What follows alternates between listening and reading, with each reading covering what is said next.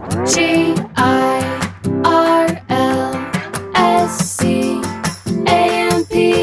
Girls Camp. Hello, everybody, and welcome to Girls Camp. I am joined yet again by Ty French. What's up, everyone? Welcome back to Girls Camp. So happy to be back. I'm so happy you're back. We were just talking about last time we interviewed. I was in a very different place. I was literally strung out. I was out at the club until like 3 a.m. I do remember that. She met at my house at like 6 a.m. and I was like, you looked so fresh, but I do remember thanks. you were like, I think I slept for like 2 hours last night. Literally. I'm like, oh, okay, here we go. So don't worry. I am fully slept, which might be a good and a bad thing. Yes. I've got energy today. Although you did just get back from an international trip not long ago. Yes. I got back from Guatemala like 2 days ago. So I'm actually not that well slept. Yes, but a little bit more than last time at least. Totally. I'm so excited to have you back. Thank you. Today's episode, we are doing a confession session. So you and I get to be bishop. Hell yes. We are reclaiming the bishop thing. We are reading people's confessions. We have some Mormon confessions, things people did as Mormons, and then we also have some post-Mormon confessions. Gorgeous. Let me just tell you, reading through these last night, I felt like I needed to go to the bishop, and I'm not even joking. I was like, oh my gosh. People were doing crazy things as Mormons. Because you were a pretty good Mormon.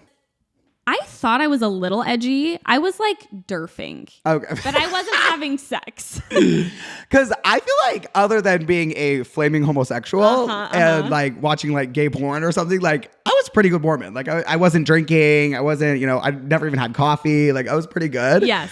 And then I feel like, when I left the church, or even now people who are still Mormon and I see the things that they do, I'm like, damn, bitch, I could have been having fun the whole time.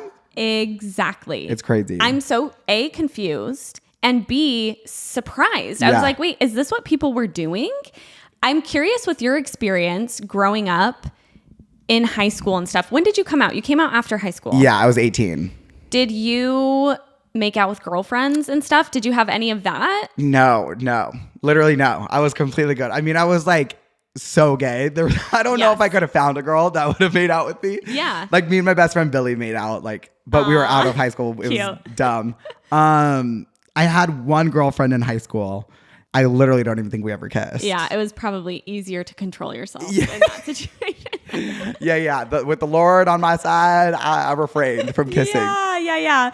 I know. It's interesting thinking back. If we could have just been normal. Yeah. It is weirder and freakier. Yeah. Like Mormons are freaky as hell. Totally. Because of the repression. Yeah. And reading through these stories was very much evidence of that. Oh my gosh, I can't wait to hear. Should I warm up or just jump right in? I think jump right in. I asked her if I can cuss, so I'm a big cusser, so there might be more swear words in here than normal. You are definitely allowed. Let it loose. Okay, this is diving right in. Okay.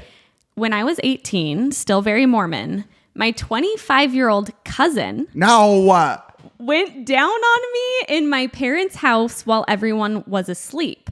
I don't know what I was thinking, but it was an amazing orgasm. I've been chasing that high ever since. No.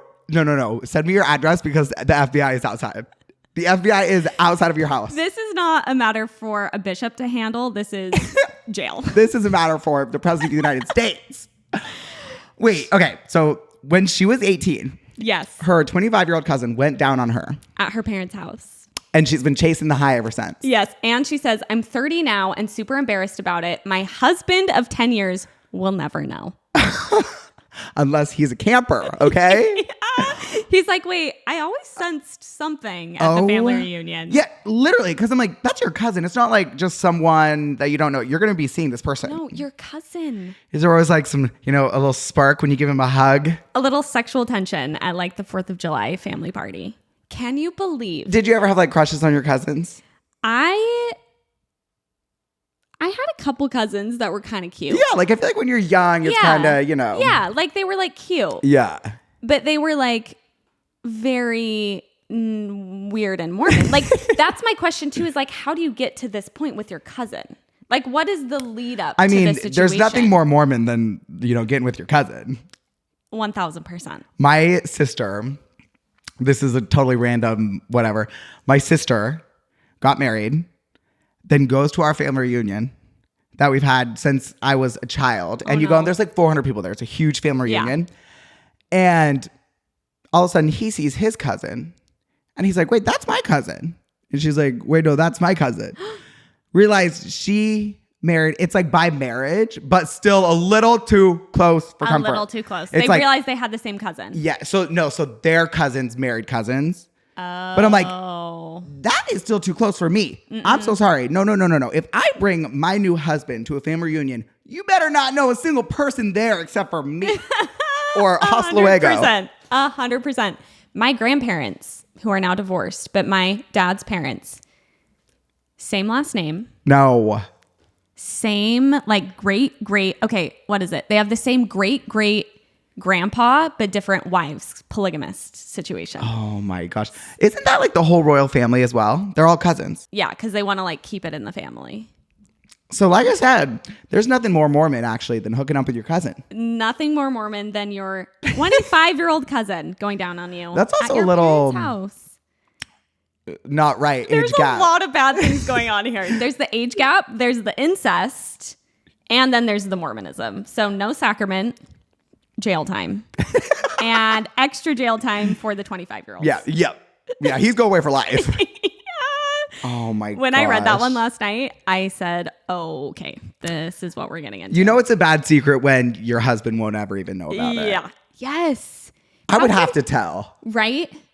I would have to tell. Okay, let me read this next one. Okay. Because let's talk about what we feel like you are obligated to tell your partner or not. Okay, this person says, I'm post-Mormon and my boyfriend of 4 years isn't. He's totally cool with my stances and beliefs regarding the church, other than substances like drugs and alcohol. I hate drinking, so that's not an issue, but I've always loved smoking weed. I smoke almost every day and he has no idea. Oh! Sometimes I feel horrible, but what he doesn't know won't hurt him, right? Question mark. Unless he's the dumbest person on the planet, he knows. How does he not know you're high? Get a little. You smell it. You smell it everywhere you go. The weed stench doesn't leave quickly. Your clothes, your house, your couch, your car. Where are you smoking? How would you get away with this for so long? Yeah. Boyfriend of 4 years. You're all of a sudden your eyes are a little red. You're like, sorry, honey, I got pink eye. I don't know. He just thinks you're like way more chill than you actually are. Yeah. He's like, oh, she's really cranky in the morning. Meanwhile, you just haven't had a few puffs yet. Here's my opinion on this. The smoking weed is obviously not a problem. You gotta tell him. The lying is... You can't lie. What type of a life is that? If your partner is going to judge you because you want a little marijuana here or there, hasta luego. Yeah, good point. And if you know your partner can't handle the truth, right? You know, what does that say about the situation? And that also shows, I mean, not to like rat this girl out, that shows what kind of a partner you are if you're hiding something from your partner for years on end. No. Sometimes it's not about the actual deed. It's about the cover up. Yes. Amen. I know many of people, not many, but I know some people who have had a very similar situation where they're like middle ground Mormons, the partner, usually the male partner, is smoking weed, and then the wife finds out and it's a big old situation. And I'm like, just tell her, just have the conversation. I get that it feels hard, but just sit down. You're adults. Right. Hey, I've handled smoking for 4 years. You didn't even know. Like, it's not an issue. Also, I've lived in California for way too long because when she said drugs, I'm like, I don't even consider weed a drug. It's legal in most states. It's used for medical situations. You know what the worst drug is? Alcohol. Like, that's 100%. Way worse for you than marijuana. It's more dangerous, yeah. If someone needs marijuana to help with anxiety, sleep, stress, back pain, let them. Amen. I take an edible every night. Are you a weed smoker? So I'm not. That's the one thing. You're luckily, an alcohol guy. Yeah, I'm a big booze hound. See, I need to not learn. Alcohol doesn't really do it for me. See, that's me with marijuana. It just doesn't like. I can do it, and I'll do it like in passing if I'm like watching a movie and my friend has it. Sure. But every single time, immediately, I'm like, I need to be in bed. I don't want anyone to talk to me, and I need a bag of hot Cheetos and a Snickers bar immediately. True. I'm not the type of person that can go out and smoke and be like social and is like laughing and is having a ball. No, I need to be horizontal, and I need Cheetos immediately. Oh, Cheetos sound really good right now. Do you like flaming hot Cheetos? Oh, what do you mean? I had them for dinner yesterday. I'm jealous. I haven't had those in so long. Ever since I was a kid, in my house, we had a shelf in our cupboard just of flaming hot Cheetos.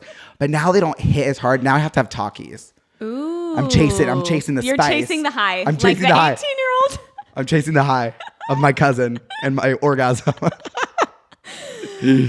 I agree with you. This girl, I know where you're coming from. I also think sometimes you just like, nah, whatever, I'm not going to tell him. And then it's like 4 years later and you're like, oh, shit. Yeah. Like, this is a situation now. But just tell him. Just tell him. Also, why and is if he he so cares, weird about alcohol? Then hustle. You don't want to be with a loser like that anyway. I agree. Amen. I'm glad we're on the same page about that. Okay, back to the confessions. Someone says, I want to have a threesome, and the only thing holding me back is I don't know how to do it safely. Jesus would be ashamed. I mean, what do you mean safely? Like, it's the same way as having sex safely with anyone else. I know, it's true. I'm wondering if they probably would have mentioned, I don't know if they're like in a relationship, they want to bring someone in, if they're worried about like the messiness of it. Or if they're just worried about like STDs. Yes. Because I'm like, just make sure they don't have an STD and you're good to go. Yeah, just be safe. Yeah. Or maybe they're wanting to be like discreet, like safely. Oh, okay. Right. I don't know. Yeah, I can't give advice on this one. I've never had a threesome. I can barely find one person who wants to have sex with me, let alone two at the same time. So yeah, like ball out if like you can get there, babe. I mean, I know you're married, so this might not be the correct question to ask, but like, does that even seem entertaining? Because that doesn't seem entertaining to me. That seems like a lot happening at once. Yeah. I will say, as a married person, it does seem entertaining. Oh, okay. okay. Not that I think I would probably do it, but I do think that, and this is an interesting thing I want to pick your brain on. Yeah. Because I'm coming from married at 21, have had sex with one person my whole entire life. And let me tell you, there are a lot of post-Mormons, ex-Mormons that find themselves in usually a heterosexual relationship. They've been married for 7 years. They're like, oh shit, I've only had sex with you. Right. We're, but foreseeably for the rest of our life, this is our sex partner. Right. And a lot of people get really interested in swinging and threesomes. The swinging community in Utah needs to be studied. Tell me your thoughts on it. I mean, I get it for sure. At this stage of my life, like I feel very monogamous, like yearning, like I want like a partner for life, and I can be like very sexual like when I'm in a relationship, but like I'm not like an overtly like I don't like hook up with people after the bars all the time. I'm not like constantly searching for it. So I could imagine like once I find my partner, I'm like, great, we'll just have fun, and like if it gets boring, we can spice it up with other things. But yeah. That being said, I didn't get married when I was 18 and I've only ever hooked up with one person. Like I have had room to experiment, and so I know when I'm looking for a partner, like what I want. So I can understand, being like, let's go try something out. Yeah. I think that's interesting though, because I think it's how I feel about it is I'm like, yeah, it sounds fun. But I do think there's like a grass is always greener. 100%. And also I think obviously it sounds fun. Sex is fun. Everyone likes to have sex. More the merrier in a perfect world, but the complications and I feel like the risks outweigh the reward. Yes. Of like, oh great, I've got two hot men with six packs coming on to me, yay! But then the emotions afterwards and the this and that is just too much for me, and my anxiety can't handle that. I wouldn't be able to enjoy it in the moment because I'd be so stressed about what happens after.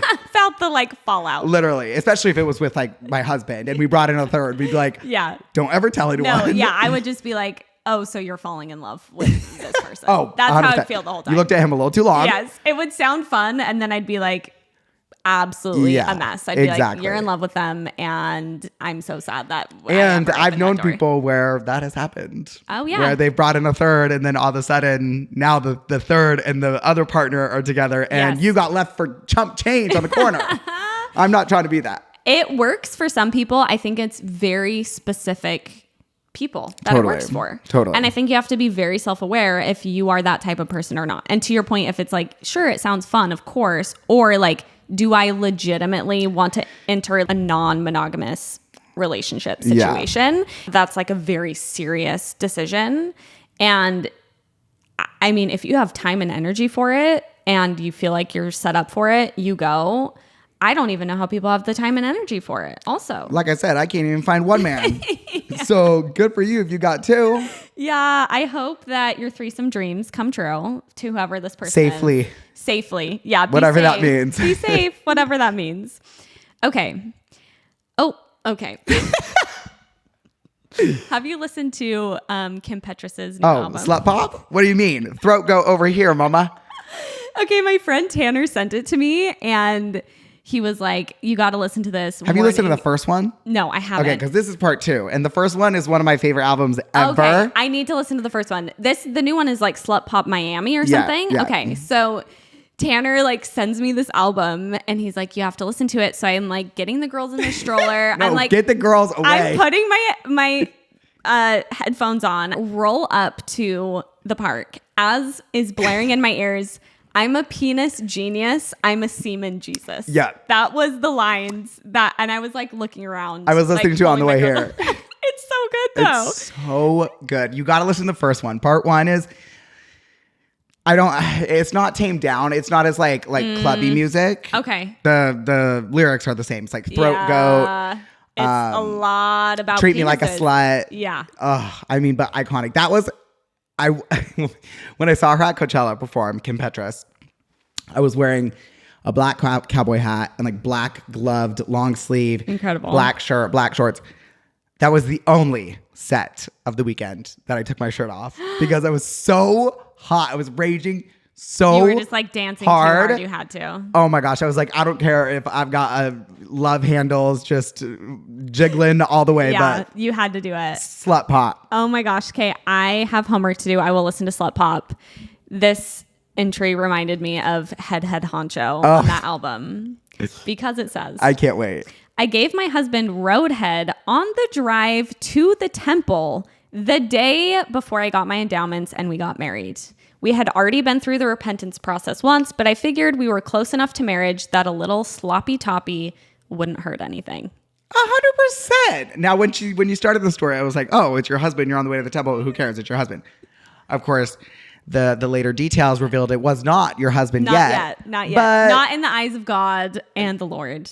Come on. My Jesus would allow. Yes, I agree. I'm curious how you feel because reading through these, we were talking about this. I genuinely don't think I actually realized that people had sex and then just lied and went to the temple. Totally. And even now, and it will pass very quickly, I feel a little bit of like, well, that's not fair. Right. Like I was actually following the book. Yeah. I'm like, wait, well, you can't just like lie. Yeah. Like I didn't Yeah, lie. I told the truth and had to sit out for baptisms for the dead and everyone looked at me a little sus. So what the heck? Exactly. I think, obviously, yeah, you wish you could have, had your cake and eat it too. Yeah, but yeah, I think at the end of the day, whatever you believe, it is your, what am I trying to say? Whatever you believe is your rule book. That's what you're going to be judged on. And so if you are a Mormon and you are consider yourself a devout Mormon and the 10 Commandments and you're not supposed to hook up before you get married and all this stuff. But if you view it as, I'm literally on my way to the temple to marry my husband for time and all eternity. God knows my intent. Like, I'm good. If that's what you believe, God's going to judge you based off of that. Not like, oh, I'm just getting married in the temple because my parents want me to. So like, whatever. I don't care if I give them a blowy on the way. Like, if you're like actually in it and you're like, yeah, this is my husband. I want to be sealed for time and all eternity. I feel okay about.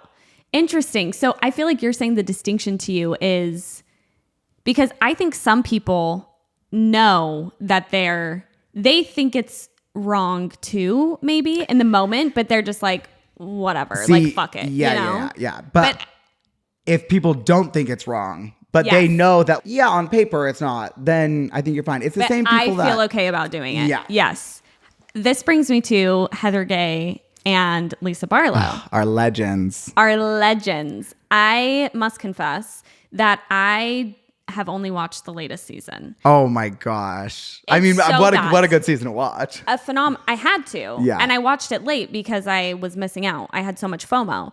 But I was able to kind of contextually piece together that they have a lot of beef with each other because Heather... This season was the best they've ever been together. Oh, yeah. They were so friendly. Yeah. But it seems like from the pieces I put together... Heather's upset with Lisa because she's like, you can't be a Mormon just however you want to be. Is that right? Is that why they were like... Yeah, like Heather left the church, like was married in the temple, like did this whole thing, then left and it's a bad Mormon, she says. Yes.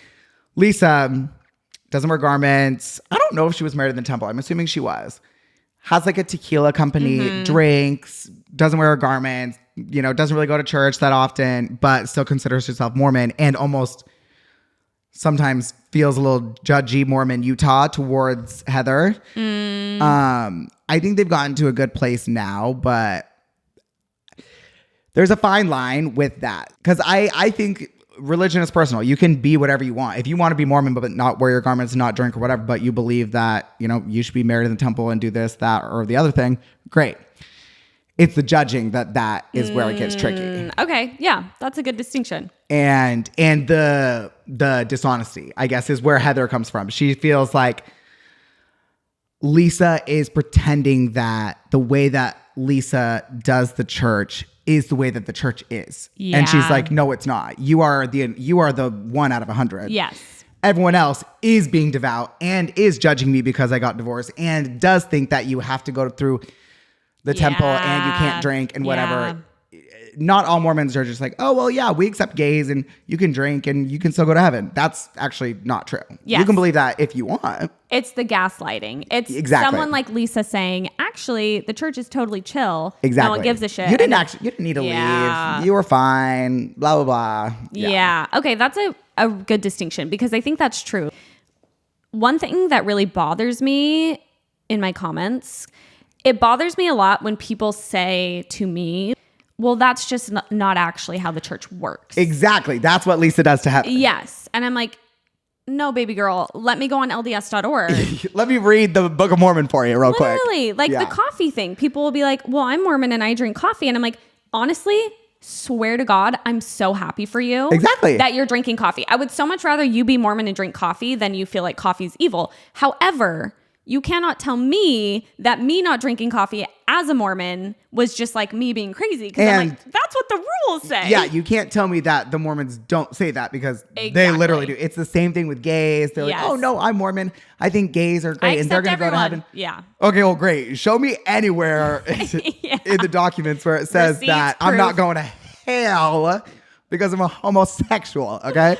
Receipts, proof, timeline, screenshots. Period. From the Church of Jesus Christ. The amount of times I've been like, okay, someone in my TikTok comments is like, coffee's not a big deal. And I literally Google coffee, LDS. Yeah. And the first thing that comes up is Thomas S. Monson. Coffee will prevent you from going to heaven, which again, you drink your coffee, babe. Right. Don't come on my page when I'm talking about the rules of the church and say like, you're wrong. I'm not wrong about stuff like this very often. Yeah. No, like I have a whole podcast dedicated to it. Trust me, I know my facts. I'm like, no, I know. But I'm glad. I mean, I'm glad that more Mormons, I feel like now than ever, are kind of doing their own thing. Right. With all religions, there is a set of rules, but there are Muslims, Catholics, Jewish people who there's levels of their closest, there are like Hasidic Jews, there are people who are just Jewish by family, whatever. Yeah. And there are Catholics who are devout Catholics, don't use condoms, don't use birth control. And then there are Catholics who just go to church for Christmas. So with every religion, there is that ebb and flow and that, chart of how Mormon are you. Mormons, I just feel like this is kind of the first generation where that's coming into play. Mm-hmm. Because before it was just, you're either Mormon or you're not. Yeah. And now there are the Mormons where it's a buffet. You're picking and choosing what you want. I believe that is fine. You need to practice what you preach. If you believe that is true, then that needs to be the baseline for everyone. Which I feel like that's where it gets a little messy. Yeah, it does get messy. And it gets messy when there's the church, capital C church. Right. And then there's people practicing different ways because the church doesn't want people practicing different ways. 100%. But I find myself like you where I'm like, you know what? If you're Mormon, great. If you're Mormon and you actually believe that gay people shouldn't get married, that's not great. Right. You know, like those are, and there's a lot of Mormons who are like, no, I actually don't believe that. And I'm like, that's a lot better than believing that. Yeah, exactly. You know what I mean? I know. Yes, but it's a complicated thing. I think it's interesting. And I did not realize Real Housewives got so into all the Mormon stuff. Mama, you got to start from season 1. You got to start from season 1. Where have I been? I know. I will do it. I will listen to Slut Pop and I will start from season 1. But I was like, wait, this is... I think they actually like speak to things really well too. Yes. And I feel like this season they spoke to it the least. Yeah. So you got to start from season 1. Okay, I will. This season was phenomenal though. Oh, it's so good. It's so good. Okay, let's see. This is a mission one. Ooh, okay. I had a crush on a member in one area during my mission, and we held hands while saying goodbye on my last day before transfers. Huge deal as a missionary.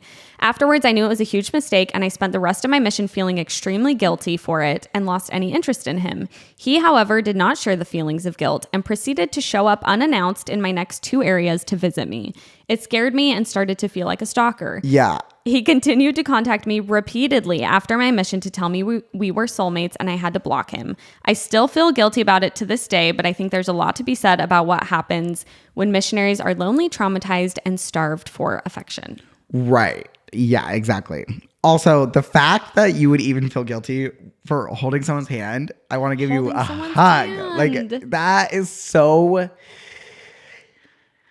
the whole mission thing, I mean, I never went on a mission, so it's hard for me to even comprehend because to me it just goes so against Christ and like we are humans that are affectionate people and we're affectionate animals, and like you hug your mom, you hold hands with a friend, you are just, I don't know, you put your arm around someone when they're sad. Like as a human, I feel like without physical touch, that's how you become a serial killer. Like without like human emotion and empathy and whatever, and so much of showing someone empathy and emotion and that you care is through physical touch. Totally. And so that's why missionaries, when they come back, are just big weirdos. So weird, so repressed. And I don't know, I think it's like the more you take something away from someone, the more that they want it, and the unhealthier behavior they now get with physical touch and stuff, you know? Totally. It backfires, number one. And to your point, like on a mission, I have a photo of this woman I was teaching, and she had the most gorgeous little baby, and you're not allowed to hold babies. And I was like really close to this woman, so close to her family. And I like have a photo of me sitting on her couch, just holding this kid that I'm like friends with. And I felt so guilty about that for a long time. Holding a goddamn child. It's like, what is the issue with that? What I want to be in the room with the people who made that rule to just understand why. Yeah. And there's so many, honestly, this is kind of dark, but I think it also, which is so ironic, comes back to sex stuff. I think they're worried about missionaries with kids. Right. You can't go visit. Okay, wait.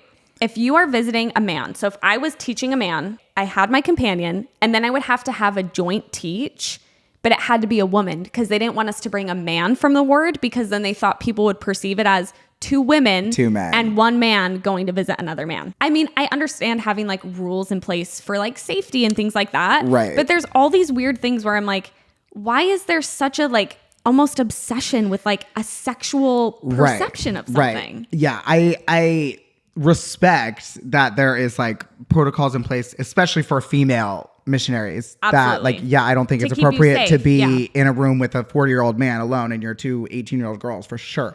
But yeah, there's a line of almost then giving people that idea. It's like no one was thinking that until now you're making people think that, and then now you're dividing people and making people feel weird, which creates that environment. Exactly. It's just the difference in my mind between Europe and the United States. Yeah. Europe, you can just go to a beach and take your top off. Right. And it's not a big deal because it's not a big deal. Right. Here, we've made it such a big deal that it is a big deal. Totally. And like everything just gets sexualized. But as a 12-year-old girl, you can still go into a room alone with a bishop and tell him that you masturbate. Ding, ding, ding. So where's the issue with that? What's it really about? Because that's what really pisses me off. Yes. And that's overtly sexually inappropriate. Yeah. Exactly. It's just purity culture and all the ways it like twists and distorts things. Yeah. And on missions, let me tell you, mission goggles are the realest shit. Have you heard that term, mission goggles? Mission goggles is when you're on your mission and you start getting a crush on an elder on the mission or like a member in the ward. And then you get home and you're like, oh, no. Right. Because you're starved for affection and they're like the people around you. But I think everybody has like multiple mission goggle things where they like are kind of like crushing really hard on someone. And then they get home and they're like, oh, I was just not in my right state of mind. Yeah, totally. You just want whatever's in front of you, honestly. 100%. That's how you end up hooking up with your cousin. Yeah, 100%. Yikes. Don't feel guilty though, girl. Bishop Ty and Bishop Haley are here to, what's the word? You're forgiven. You're forgiven. Thank you. You can take the sacrament. Yeah. You are completely forgiven for the hand holding. Okay, this one's wild. I had a teensy affair with my BYU professor. Jail. He was a left-leaning feminist, and that's all I looked for as a BYU student. I gave him a very good review at the end of the semester. Was the review a blowjob? What do you mean? You're not reviewing teachers, are you? You can. I'll like rate my professor. Oh, okay. I'm like, but was the review in sexual favors? I mean, probably both. Also, what does a teensy affair mean? And how old is this professor? 25 or 85? Yeah, excuse me? He's like, sorry, I blew your back out and you're going to write me a bad review? What are these BYU professors up to? Yeah, that also deserves jail. Yes. Like actual literal jail because yeah. You're a man in power and you should not be hooking up with your student no matter what the age gap is. Did you ever watch Pretty Little Liars growing up? I didn't watch Pretty Little Liars. Is there a teacher? Yeah, so like the whole storyline of one of the main characters is she's hooking up with her teacher. Isn't there that in Gossip Girl too? Yeah. Yes. Gossip Girl's got it all. Yeah, lots but of features. It's crazy because now looking back, like as a kid, I was watching that and I was like rooting for them. I was like, oh, but like he's not that much older than her. They met before he was her teacher. Like, it's totally fine. And now looking back, I'm like, okay, cool. She was like 15 and they're idolizing her hooking up with her English professor for years. Yeah, that's actually like you could not get away with that shit even like as a plot line in a story anymore. Unless he ended up in jail. Yeah, exactly. It's so crazy. Teensy affair with my BYU professor. Meanwhile, you literally can't even hold hands at BYU. Men can't even have a beard at BYU. I know. You can't have a beard, but you're hooking up with your BYU professor. Honestly, I kind of love that for her. It's kind of hot. Yeah. I'm like, okay. Yeah. Hopefully they're young. And no one found out. They're left-leaning feminists, so. Hot. I'd probably hook up with them too. You're forgiven. Yeah, you're forgiven. Forgiven. Consensus, forgiven.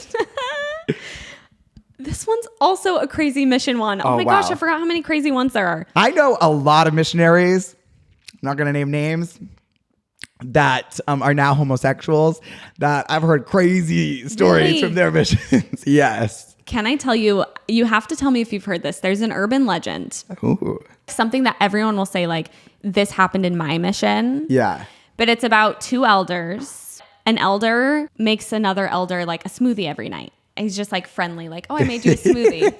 And then the other elder starts having issues with his butthole. No! I gotta go. It's been so nice. What do you mean, issues with his butthole? I don't know. I'm realizing all of the plot holes in this. This is the urban legend that everyone gets. Everyone will say this happened in their mission. I need you to finish the story. He had an issue with his butthole. Maybe I should have gone on a mission. Doesn't sound so bad so far. He goes to the doctor, and the doctor's like, you've been having sex. Oh. And then the mission companion in the room with him is all of a sudden like shifty because the smoothie, he's been like roofying. Oh, never mind. I take it back. I thought they were just fooling around. I didn't know he was getting date raped. Is that not insane? But that's crazy. No, I heard that from multiple people. Like, this happened to two elders in my mission. I mean, maybe it happened at some point, but it's just like an urban legend.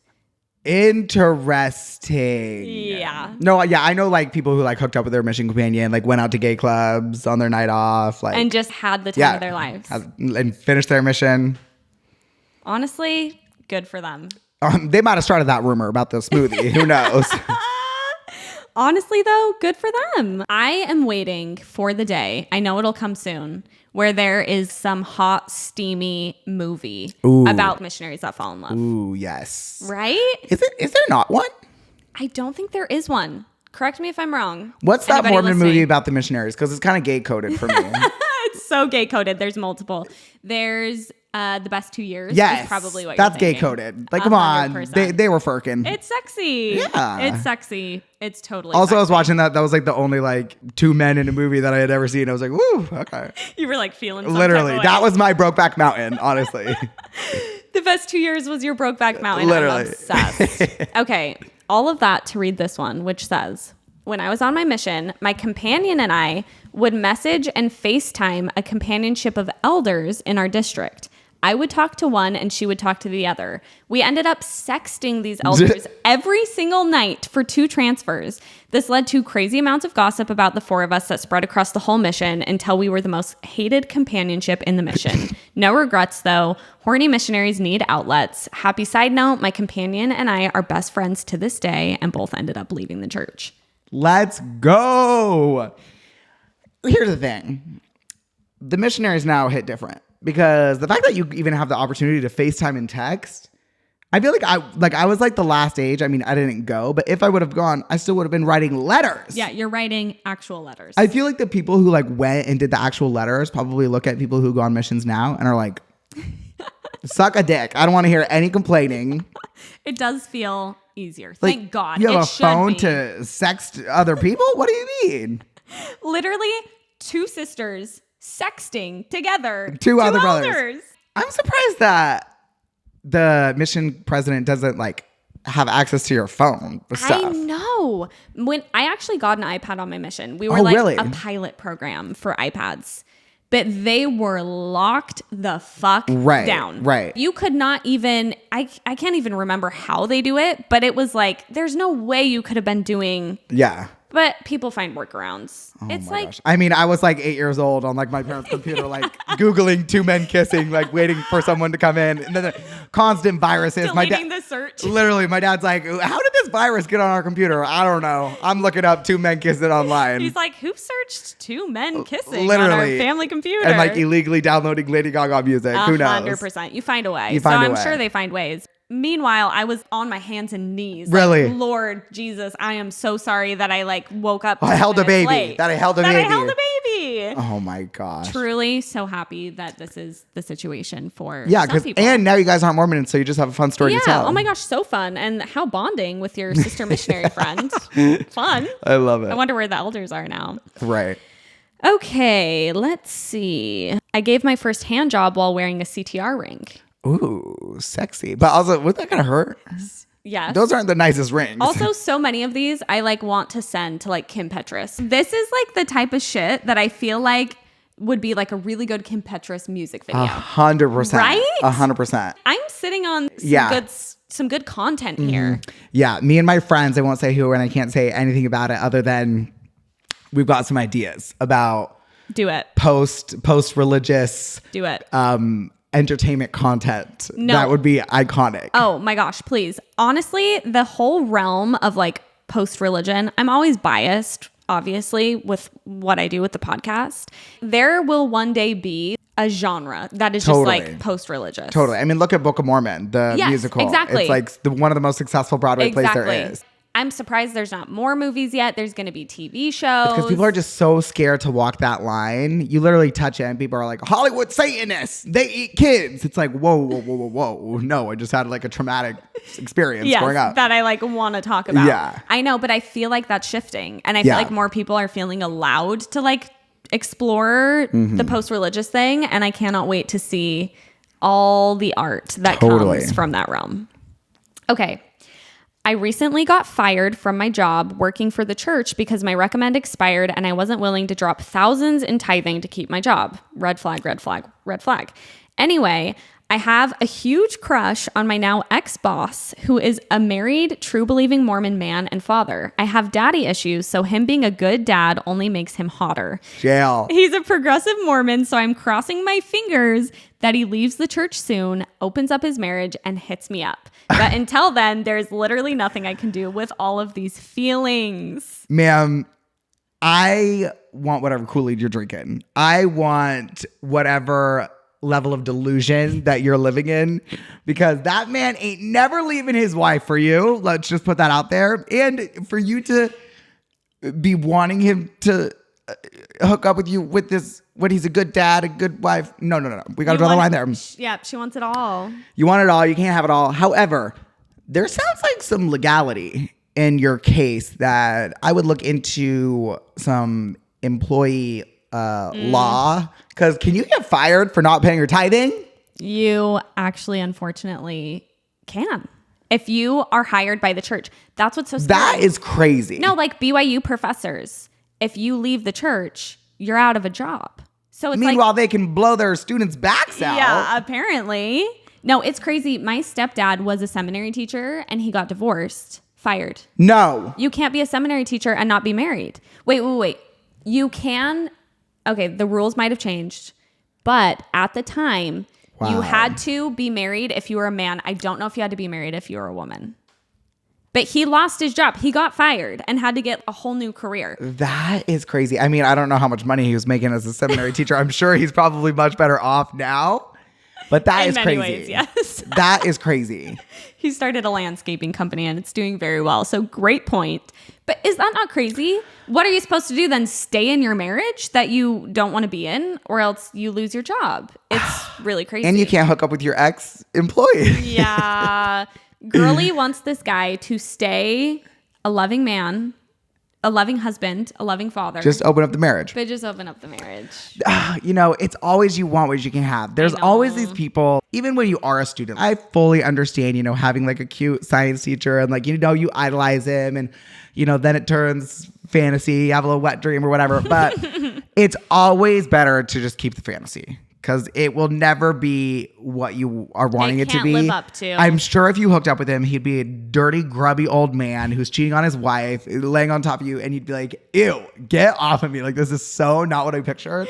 So it's more fun to just live in the fantasy. Yes, just live in the fantasy.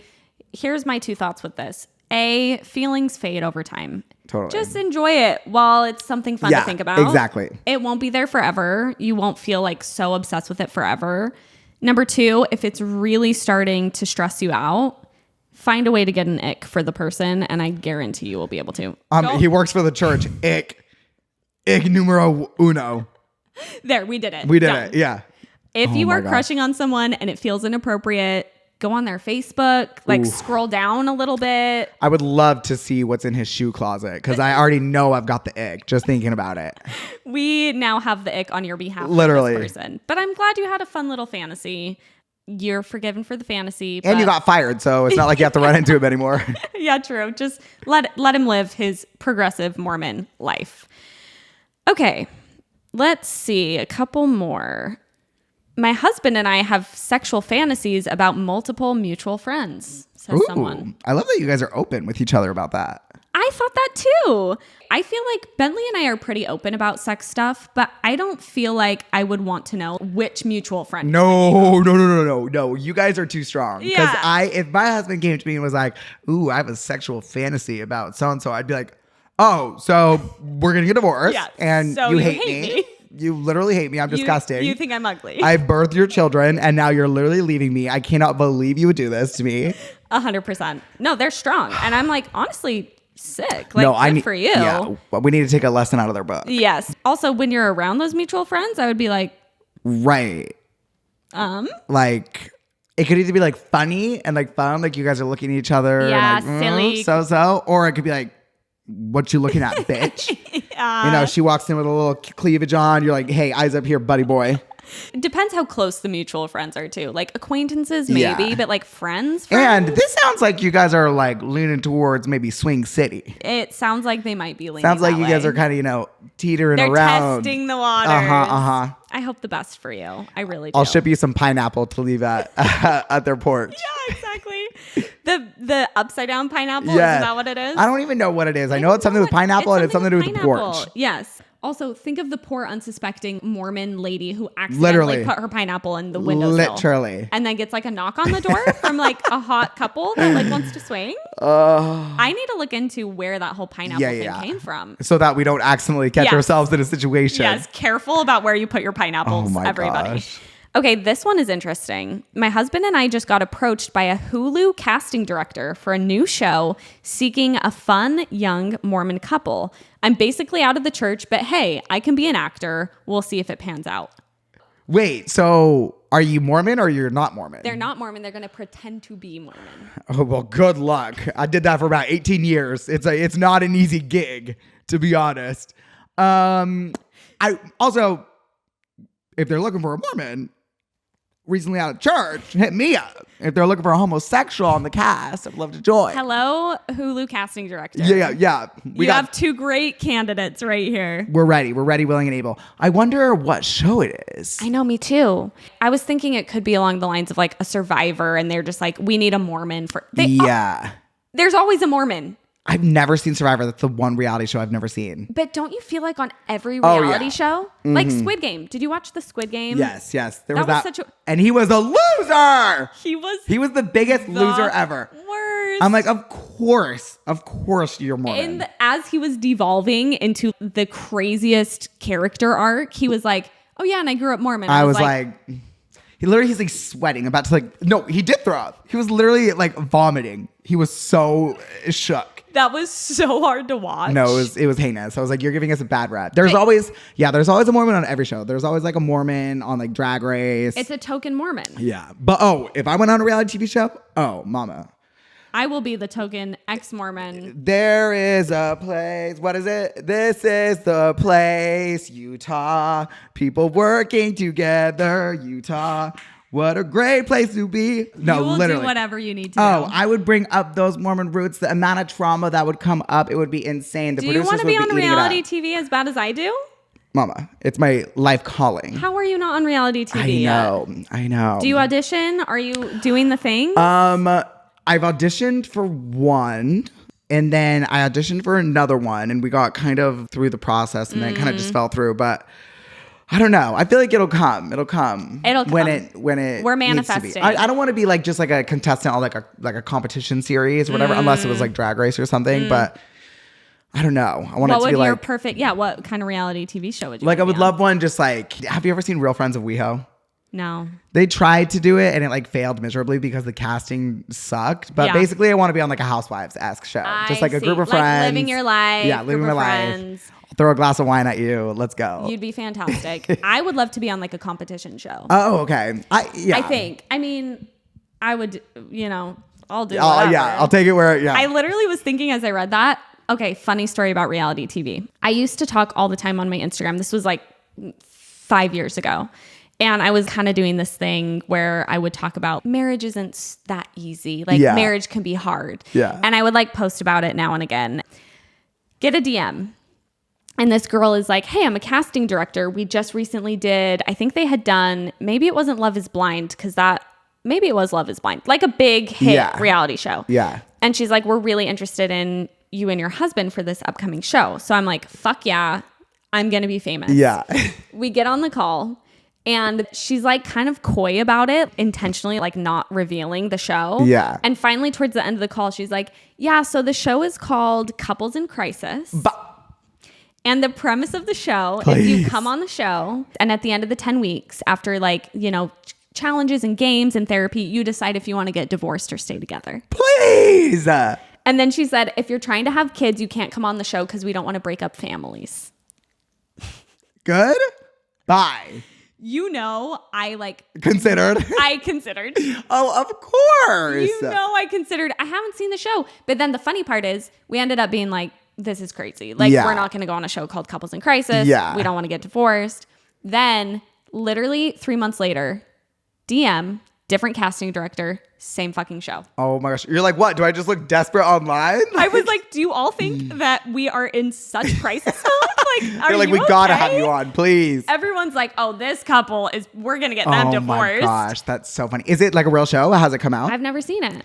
Oh my gosh. Then I got reached out to by another casting director recently, a little bit recently. Yeah. For like a Survivor-esque show. I was so excited.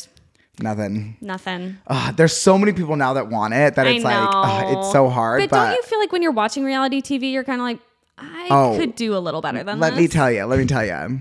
Oscar-winning performance. I would give that show an Emmy immediately. I'm always like, this is the best they could do? No. It'll happen for us. It'll happen. Manifesting. We're putting it out there. And if we happen to see a fun young Mormon couple on an upcoming Hulu show, we know you're not actually Mormon, babe. Yeah, exactly. I'm ratting your ass out. And then they're bringing me on season 2. Oh my gosh. Okay. I think you mentioned meth earlier. So let's end on one about meth. Did you not? Oh, yes. You were saying weed is not like meth. Oh, yeah. And then I remembered there's a meth one. So let's read the meth one. I did meth once, and I'm 99.9% sure I met the actual devil. Oh! Scariest day of my entire life, 0 out of 10, would not recommend. I mean, yeah, I'm sure. I've never done meth. I've never done meth either. I can assume it's a terrible experience. Why does meth just not seem appealing at all? I've done a lot of drugs in my day. Like I've tried like shrooms, Molly, weed, whatever, but I'm sorry, if you need to smoke it through a pipe or you need a needle, that's where I draw the line. I ain't gonna try that. We're not gonna try meth. Not gonna try that. We don't want to meet the actual devil. No, if someone's cooking it up on their stove, I'm good. I'm good. I'm like, wow, I don't know what led you to meth. Yeah, lead me through that scenario of like how you get to. I've never even been. I've been to a lot of crazy parties in LA. I've never been approached with meth. I feel like cocaine is around. Yeah. I'm like, if I wanted to do a bump of cocaine, I could go do that. Yeah. Meth just feels like crazy. No, that feels like. I don't know. I'm sheltered still. I don't know. Maybe it's so am I in the meth department. Thank goodness. But yeah, I wouldn't even know. I don't even know what it looked like. How do you do it? Do you do it through like a pipe? I have no idea. Isn't meth? I'm gonna sound ignorant, so I'm not gonna share any more about my thoughts on meth. But I'm so sorry. That sounds scary, and I will not be doing meth based on. I'm glad you had a bad experience. Yeah, 0 out of 10. I'm glad you didn't like it. Would not recommend. Yeah. Okay, this is the very last one I'm gonna read. Okay. It's 2 words, and it says, "I'm gay." Ah, that was my submission. Woo, woo, woo. You are forgiven. You are celebrated. And are you single and hot? Yes. And hit up Ty immediately. Because I'm ready. If you're hot and single. I'm gay. Just writing that in. I'm gay. No capitalization. That's things I would have done. Like back in the day, when there was like Ask FM and stuff where people could just like submit confessions in high school. Yes. And that's something I would have done. Just been like. Just to get it out. I have to tell someone. I got to get it out. I have to tell someone. I'm curious, as a parting note, where do you feel like you're at with Mormon stuff? Same as last we spoke? Yeah. Any new developments for you? Yeah, I feel like at a good crossroads with it. I feel like I've reached a level where on one hand, I respect it. I still have many people in my life that are Mormon. My parents are Mormon, so I try to hold like a little bit of respect for it. But I also respect like my journey, and it no longer like harms me. It no longer hurts me. It no longer carries sadness or weight with me. But I can reflect on it now and be like, yeah, that was fucked up. And no one can tell me that, but we do like gays and, you're not going to hell or whatever. It's like, well, that's what I thought for 20 years. So I respect him. I respect that version of Ty, his story and his emotions. And then I also respect the people in my life who were around that Ty, who, didn't choose to come and live this life. Yeah. And then now I'm fully present, just being this Ty, who is like fully out of it, no longer connected to it. Obviously, there are things that, draw me back to it. Even in Guatemala, I was just at this wedding, and I think we talked about this on our episode together. When you are Mormon and you're an ex-Mormon, you live somewhere where there's no Mormons, everywhere I go, it gets brought up somewhere. Always. Like I'll say, you know, you meet someone at a party. They're like, where are you from? I'm like, oh, I'm from Utah. They're like, are you Mormon? You're like, yes, I grew up Mormon. Then you're just talking about that for the whole party in the corner. And they're like, wait, what? Literally. Wait, and that what? happened to me in Guatemala so much. Like every person I met at the wedding, they're like, what? Like you grew up Mormon. I need to hear more about this. And so it'll always be a part of me. And I'm always like willing and open to talk about it. But it no longer like in my day-to-day life, it's not a hindrance on me at all. I love that. Yeah. I'm glad that you spoke to that too, because I feel the same. And I think it's time, speaking to the girl trying to get over the ex-Mormon boss. Yeah. Time heals all. Totally. Right? It's really nice to be able to, that's why something I love about with doing this podcast is a lot of it's crazy and funny and wild. And you can just like talk about it and laugh about it without like so much of the attachment to it, which is really, really nice. Yeah. And I feel like the Mormon church, it is so much about community, but a lot of it also is very secretive and is very, you know, personal, and you're not allowed to question. You're not allowed to talk about certain things. And so I feel like something like this, like your podcast, or once you're out of it for so long and you connect with other people and you hear their stories, it almost takes away a lot of that weight of when you're in it and when you're struggling and when you're leaving the church, you just feel like you're the only one that has ever felt like this, and you're tortured by it and you don't know who to talk to or what to even do. And with every person that you hear their experience, you feel less and less alone, which then takes that weight off of it, because most of the pain that comes with leaving the church or any church or anything is isolation. And so then once you realize that you can leave and not be isolated, then it takes away that pain. Yes, I love that. And that, I think, is what's so healing about talking about it. It's just being like, it's okay. It's a part of us, and we are allowed to talk about it. We're allowed to laugh about it. Totally. I love that. My final question is, do you have any confessions at when you were a Mormon? Did you do anything crazy as a young Mormon?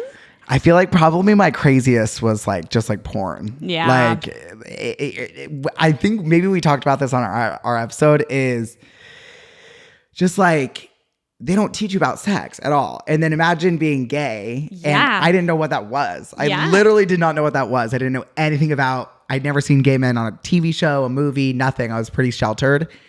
And, you know, nowadays there are gay people on commercials and everything. I just had no idea. And so literally I'm Googling, I'm like, 2 guys kissing. I'm like, I don't know. That seems like it would maybe seem appetizing. I don't know. Fun. And so I don't know. That was probably my dirtiest. I'm trying to think if I have any like fun confessions. Yeah. Like my cousin, who was my age, I would spend summers with her in Arizona when I lived in Utah.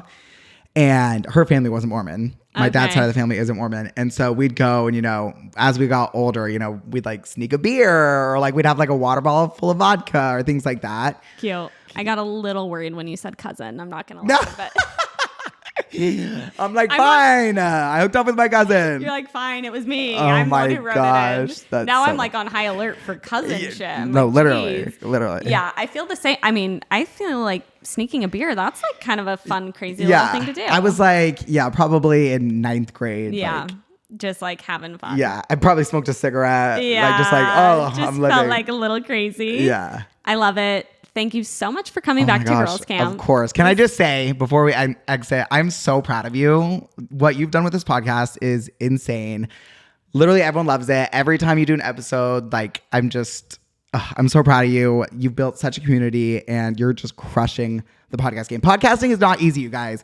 It might look easy, and opening up and sharing the story and like just you giving a platform to people, especially women who are leaving the church. It is just so special. So I'm so proud of you. Thank you for saying that to me. I'm so glad you said that, because I was going to say, you took a chance on Girls Camp. Early days, you took a chance. And I always knew. I was so appreciative of you coming on. And I feel like it was a big deal and like a cascade effect. It made a huge difference for the podcast. Oh, good. So thank you. I really appreciate it. And I appreciate those words. Cheers to podcasting. It's a grind, but it's fun. And we're here. And we love to talk. And maybe it'll get us on reality TV Yes, someday. big things coming. Just you wait. Just you wait. Thank you, everybody, for listening. Bye. Mwah. G-I